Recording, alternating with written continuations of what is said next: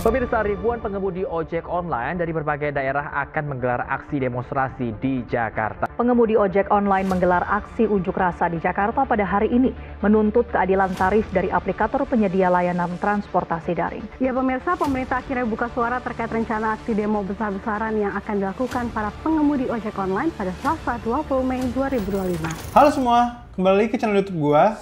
Hari ini gue mau bahas soal demo ojol tanggal 20 Mei tahun 2025 nih. Banyak isu tentang Goto atau Gojek nih yang rencananya diakuisisi sama Grab. Akuisisi itu apa sih? Akuisisi itu adalah berupa pengambil alihan saham mayoritas, sehingga pemegang saham yang lama nih itu sudah beralih sahamnya ke pemegang saham baru. Kalau isunya Grab sama Goto ini artinya nantinya di dalam Goto sendiri itu pemegang sahamnya terdapat Grab sebagai susunan salah satu pemegang saham atau sebagai pemegang saham mayoritas dari Goto atau Gojek. Jadi bukan si Gojek ini jadi tiba-tiba hilang karena diakuisisi sama Grab, enggak. Tapi Grab itu masuk nih sebagai pemegang saham sama Goto. Mungkin nanti ada produk-produk lain yang dikeluarin sama mereka kalau akuisisinya terjadi, teman-teman. Tapi hari ini gue nggak mau bahas itu. Hari ini gue mau bahas soal demo ojol tanggal 20 Mei tahun 2025. Jadi demo ini dilakukan oleh sebanyak 25.000 ojol di Jabodetabek, dan ada juga nih ojol-ojol yang berasal dari Pulau Jawa dan sebagian dari Pulau Sumatera untuk berunjuk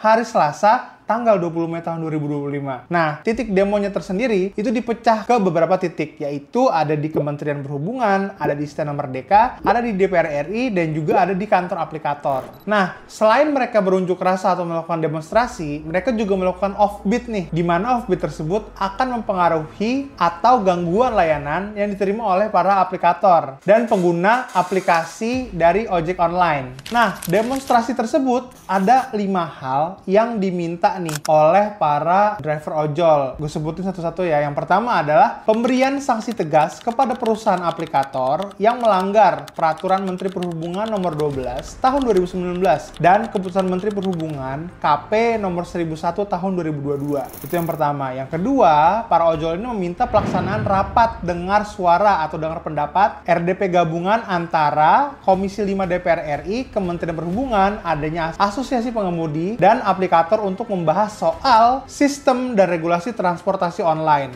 atau transportasi daring. Yang ketiga nih, itu adalah permintaan dari mereka untuk penetapan pemotongan oleh aplikator itu maksimal 10%. Maksimal 10%. Nah, yang keempat, itu ada revisi sistem tarif penumpang termasuk penghapusan skema-skema seperti adanya sistem aceng, slot, dan lain-lain. Dan yang kelima, itu penetapan terkait tarif layanan makanan dan pengiriman barang dengan melibatkan semua pihak terkait termasuk asosiasi pengemudi, regulator, aplikator, dan Yayasan Lembaga Konsumen Indonesia atau YLKI. Kemudian pada hari Rabu tanggal 21 Mei 2025, Komisi 5 DPR RI mengadakan pertemuan nih dengar pendapat umum atau RDPU kantor Kementerian Koordinator Bidang Politik dan Keamanan dengan puluhan mitra pengemudi atau driver ojek online. Hasilnya adalah para ojek online ini mencoba menyampaikan 5 permintaan tersebut kepada Komisi 5 DPR RI. Dan sebenarnya mereka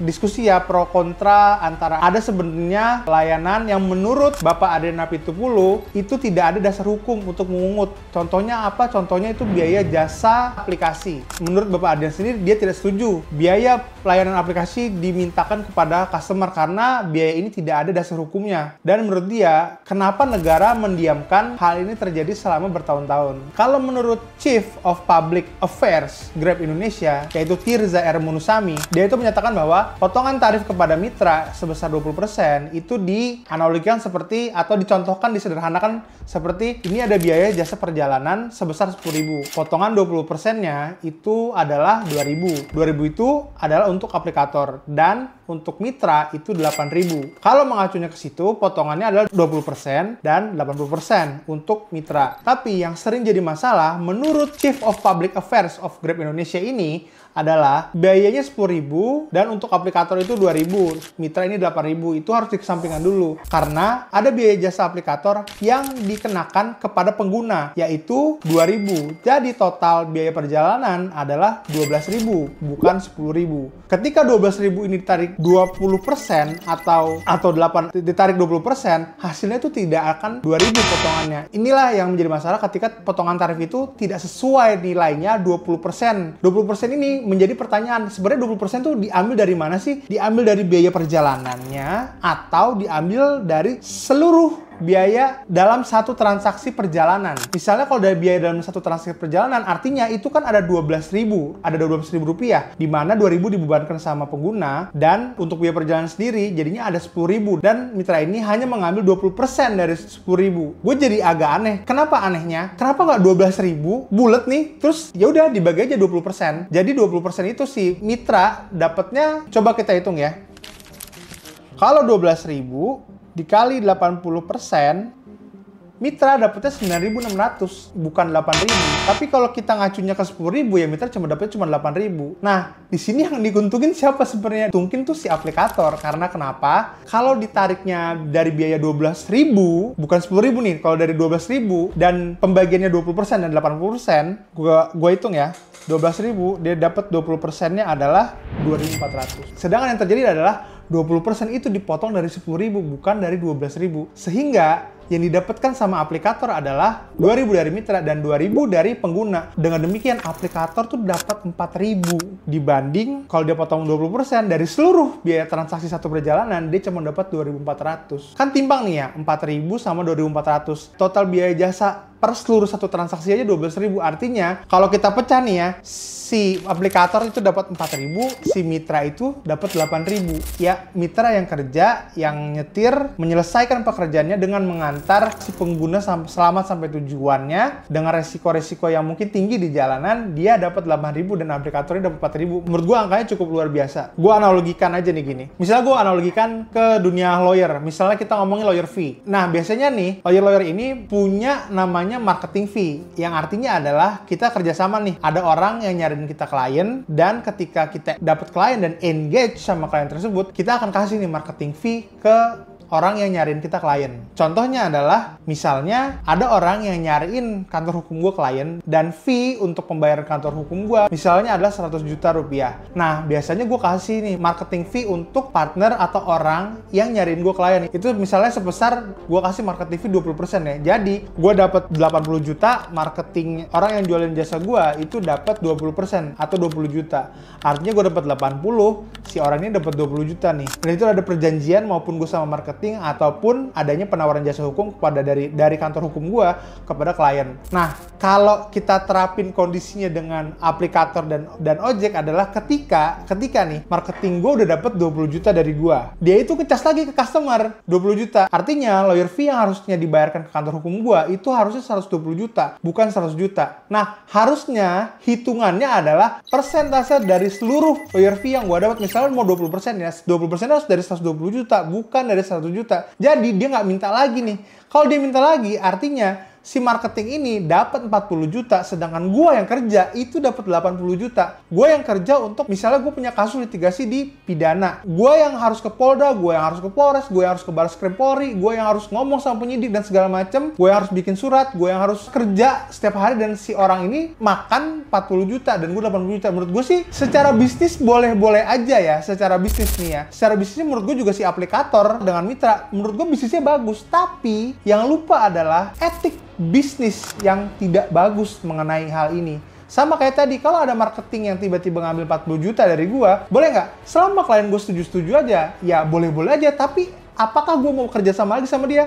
Belum tentu, karena etik bisnisnya nggak ada. Sama nih kayak perusahaan aplikator dan ojol. Bisnisnya bagus. Grab, Goto, or Maxim, InDrive, segala macam. Semua bisnis bagus. Cuman kalau misalnya potongannya dilakukan seperti ini, menurut gua agak tricky dan etiknya jadi nggak bagus. Etik bisnisnya jadi nggak ada, kalau menurut gua. Dan sedangkan yang gua tahu nih, lo mau kuliah S1 di sini dan di luar negeri, ataupun kuliah S2 di luar negeri, yang ada satu mata kuliah yang mandatori harus diambil, mau lo di sini ataupun di luar negeri. Yaitu apa? Satu mata kuliah ini. Satu mata kuliah ini itu adalah etik bisnis. Jadi kalau bisnis lo bagus, belum tentu etik bisnisnya bagus. Tapi kalau etik bisnisnya bagus, pasti running operational bisnisnya juga bagus. Kenapa ada demo besar-besaran? Artinya ada hak atau ada suara yang dikeluarkan oleh beberapa golongan atau masyarakat karena hak-haknya itu tidak terpenuhi, makanya mereka demo.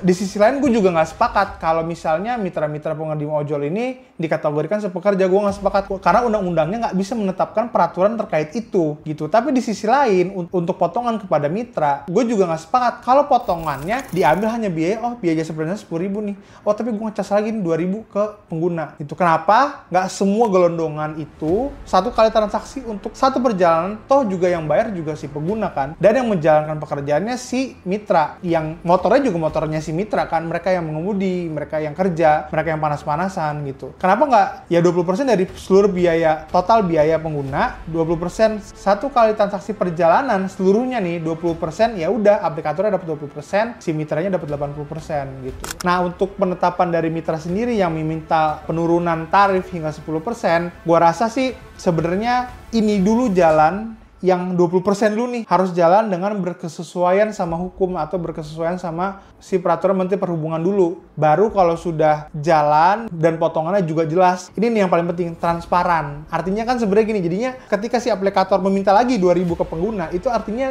nggak transparan nih sama si mitra. Sedangkan kerjasama itu kan harus transparan ya. Jadi nggak ada asas transparansi nih dari aplikator ke mitra. Gue harap sih aplikator bisa melakukan transparansi kepada mitra. Jadi si mitra ini juga tahu nih, oh sebenarnya nih satu tarif perjalanan totalnya sekian gitu. Dan potongan 20%-nya sekian. Jadi menurut gue yang harus dibenerin tuh itu dulu. Gak usah ngomongin yang penurunan 10%. Ini dulu deh, potongan tarif 20% itu dipotong harus dari total keseluruhan biaya satu kali transaksi. Kalau itu sudah dijalankan dan ada pelanggaran. Yang kedua adalah Menteri Perhubungan harus menetapkan sanksi nih ke perusahaan aplikator biar perusahaan aplikatornya tertib. Karena bisnisnya besar nih. Besar banget bisnisnya. Kalau nggak tertib dan nggak ada sanksi yang jelas sesuai ketentuan perundang-undangan yang berlaku, yang nanti akan begini-begini terus, nggak akan ada jalan keluar, dan mungkin aja mitra-mitra ojol ini akan melakukan aksi yang lebih besar lagi, yang berdampak nanti mungkin akan kepada kerugian dari perusahaan-perusahaan aplikator. Jadi, gue berharap antara perusahaan aplikator dan mitra nih ojol-ojol, semua masalahnya menemukan titik terang dan dapat diselesaikan dengan baik. Menurut kalian gimana masalah ojol dan aplikator ini? Komen di bawah ya. Kalau kalian suka sama video gue, please like, comment, and subscribe. Kalau kalian belum subscribe, silahkan subscribe. See you on the next video.